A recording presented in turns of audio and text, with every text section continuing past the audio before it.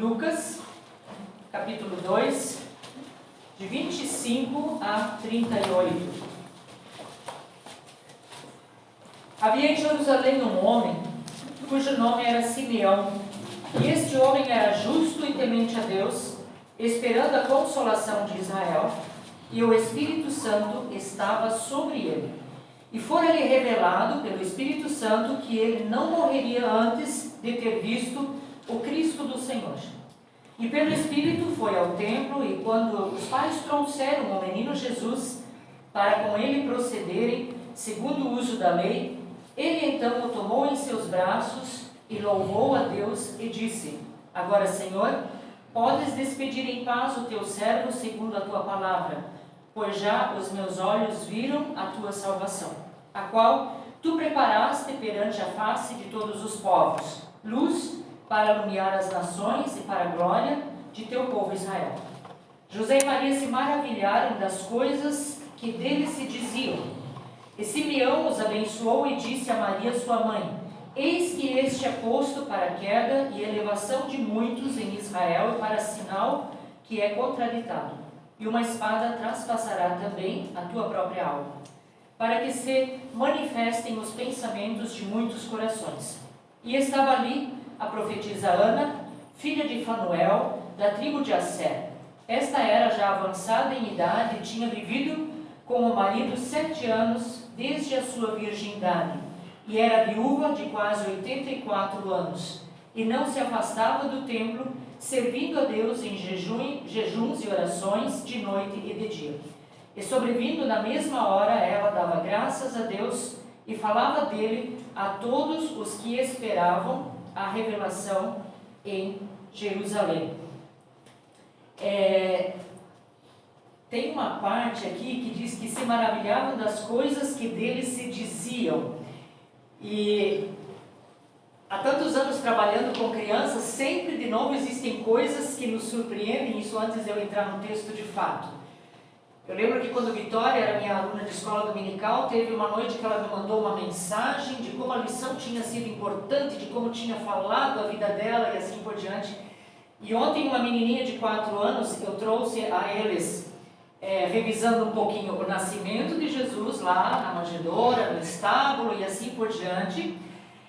E entramos que a gente anuncia a chegada de um bebê hoje através das redes sociais ou telefone, seja lá o que for, né? E naquela época foi através dos anjos e através da estrela, magos e pastores ficaram sabendo do nascimento de Jesus. E de repente Manu, que tem 4 anos, disse assim: meu pai podia ser José, minha mãe podia ser Maria e eu poderia ser Jesus, o menino Jesus.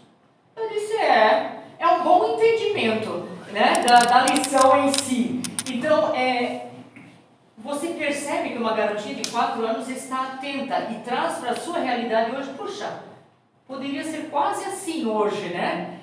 Meu pai José, minha mãe Maria e eu Jesus. Talvez para alguns pareça meio estranho, mas para mim foi um momento de alegria saber que ela estava atenta à lição, participativa daquilo ali, trazendo para a realidade dela como poderia ser hoje, né?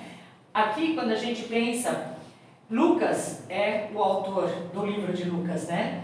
E Lucas era um gentil convertido a Deus e o único autor humano não judeu de um livro da Bíblia. Na verdade, Lucas escreveu Lucas e Atos, né? E era o único não judeu que escreveu esses livros da Bíblia.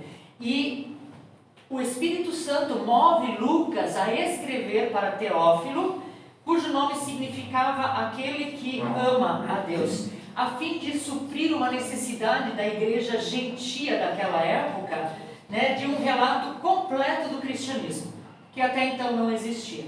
Então,